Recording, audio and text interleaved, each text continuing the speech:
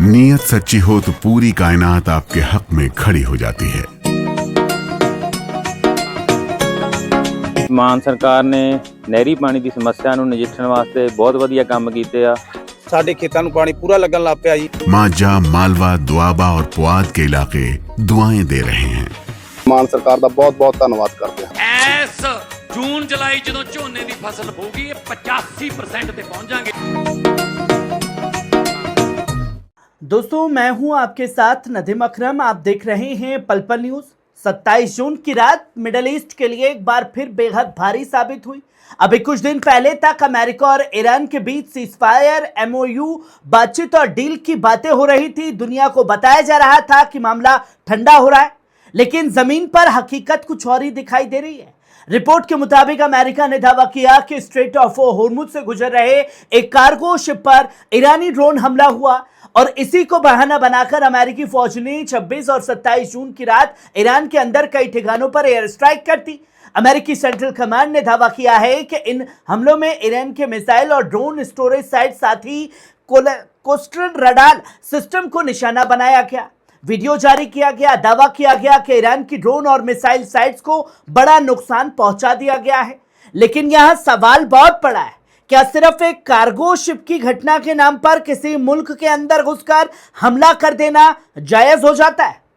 क्या यह वही अमेरिका नहीं है जो दुनिया को कानून की डिप्लोमेसी और बातचीत का सबक देता है? क्या यह वही अमेरिका नहीं है जिसने अभी कुछ दिन पहले सीजफायर और एमओयू की बातें की थी और अब वही अमेरिका ईरान के अंदर हमला कर रहा है?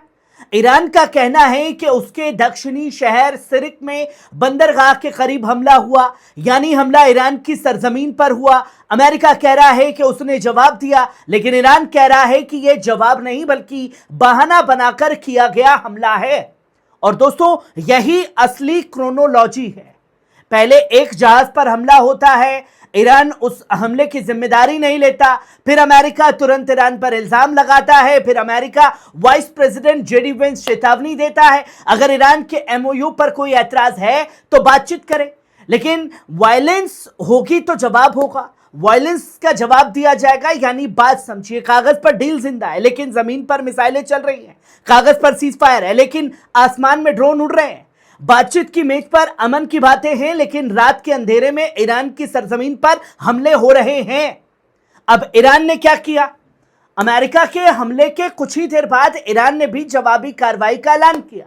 आईआरजीसी नेवी का कहना है कि ईरान के साहिल इलाकों पर हुए अमेरिकी हमलों के जवाब में रीजन में मौजूद अमेरिकी फौजी ठिकानों को निशाना बनाया गया। लेकिन ईरान ने इस बार यह नहीं बताया कि कौन सी अमेरिकी अड्डे निशाना बने, अरब मुल्क में हमला हुआ, कितना नुकसान हुआ। इतनी आजादाना तस्दीक अभी सामने नहीं आई, इसलिए यहां तस्वीर ईरान के दावों की है।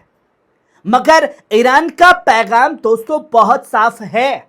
ईरान साफ कह रहा है अमेरिका ने हुर्मुज से गुजरने वाले जहाजों को बहाना बनाया। जहाज पर हमले की जिम्मेदारी ईरान ने नहीं ली, लेकिन अमेरिका ने उसी घटना को आधार बनाकर ईरान पर हमला कर दिया। अब ईरान का सवाल है, जब सीजफायर था, जब एमओयू था, जब बातचीत का रास्ता खुला था, तो फिर हमला क्यों? और यही सवाल दुनिया को भी पूछना चाहिए, क्योंकि हर बार अमेरिका पहले इल्जाम लगाता है, फिर हमला करता है और बाद में दुनिया से कहता है हमने आत्मरक्षा में कार्रवाई की।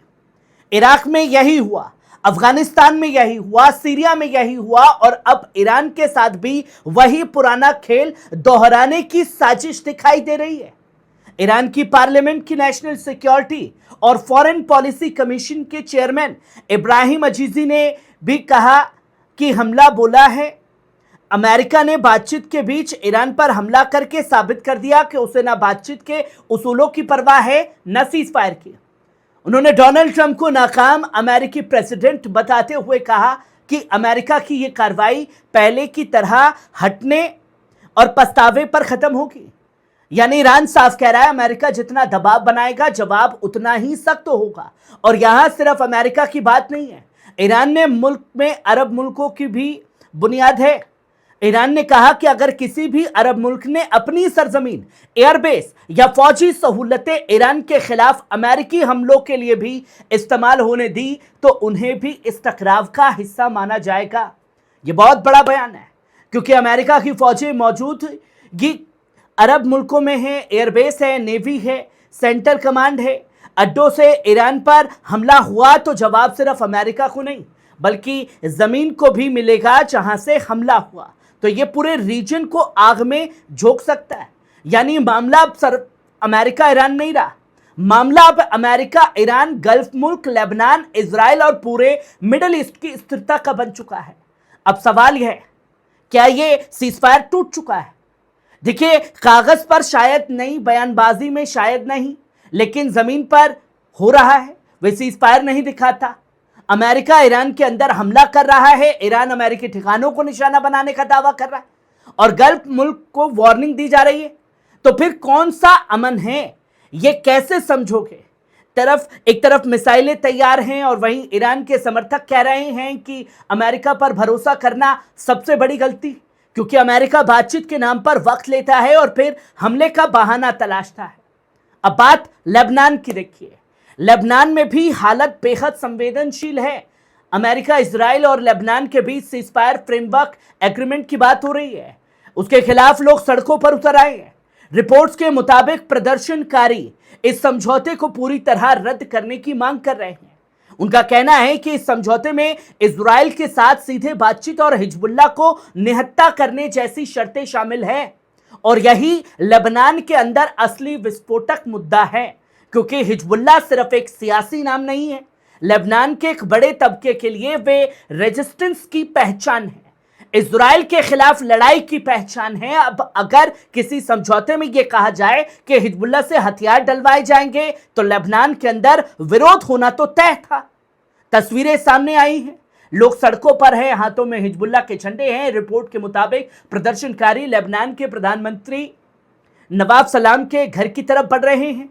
यह सिर्फ एक प्रोटेस्ट नहीं है, लेबनान के अंदर आने वाले बड़े टकराव का इशारा भी हो सकता है, क्योंकि अगर लेबनानी फौज को हिजबुल्लाह के हथियार छीनने के लिए इस्तेमाल किया गया तो यह मामला सिर्फ कानून व्यवस्था का नहीं रहेगा, यह लेबनान के अंदरूनी संतुलन को भी हिला सकता है। दोस्तों, यही अमेरिका और इजराइल की रणनीति भी हो सकती है। पहले ईरान को दबाओ, फिर हिजबुल्लाह को अलग करो, फिर लेबनान के अंदर दबाव बनाओ, फिर अरब मुल्कों को अपनी लाइन में रखो और फिर पूरे रीजन में अपनी शर्तों पर नया नक्शा खींचो। लेकिन ईरान का जवाब साफ है, अब दबाव के आगे झुकना नहीं है। ईरान कह रहा है कि अगर हमला होगा तो जवाब होगा, अगर एयरबेस इस्तेमाल होंगे तो उन्हें भी देखा जाएगा, अगर सीजफायर तोड़ा जाएगा तो दुनिया को बताया जाएगा कि असल में हमला किसने शुरू किया। या अवाम को एक बात समझने की जरूरत है, अमेरिका हर बार खुद को शांति का ठेकेदार बताता है, लेकिन जब जब किसी मुल्क ने अपनी आज़ाद पॉलिसी बनाई, अपने संस्थानों पर अपना हक जताया, अपनी सुरक्षा नीति अमेरिका से अलग रखी, अमेरिका ने उसे दुश्मन घोषित कर दिया। ईरान के साथ भी यही है, ईरान ने झुकने से इनकार कर दिया, ईरान ने अपने डिफेंस सिस्टम को मजबूत कर लिया, ईरान ने अमेरिका और इजराइल की हर बात मानने से इनकार किया और यही बात अमेरिका को खटकती है।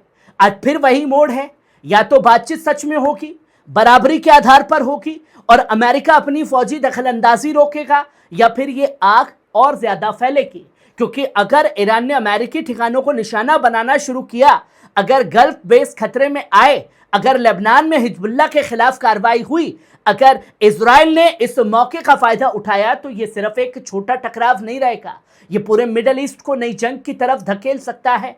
और सबसे बड़ा सवाल यही है कि अमेरिका सच में अमन चाहता है, या अमेरिका को सिर्फ ऐसा अमन चाहिए जिसमें ईरान कमजोर हो, हिजबुल्लाह निहत्था हो, लेबनान दबाव में हो, अरब मुल्क चुप रहें और इजराइल को खुली छूट मिल जाए। ईरान ने अभी तक जो रुख दिखाया है उससे साफ है कि वे इस बार पीछे हटने के मूड में नहीं हैं। अब दुनिया की नजर 3 चीजों पर रहेगी। पहला, अमेरिका अगला हमला करता है या नहीं। दूसरा, ईरान अपने जवाबी हमलों की जानकारी सार्वजनिक करता है या नहीं। तीसरा, गल्फ के अरब मुल्क अमेरिकी एयरबेस को लेकर क्या रुख अपनाते हैं। और चौथा, लेबनान के अंदर हिजबुल्लाह को लेकर टकराव बढ़ता है या बातचीत में संभलता है। फिलहाल इतना साफ है कि 27 जून ने मिडिल ईस्ट की राजनीति को फिर से बारूद के ढेर पर खड़ा कर दिया है।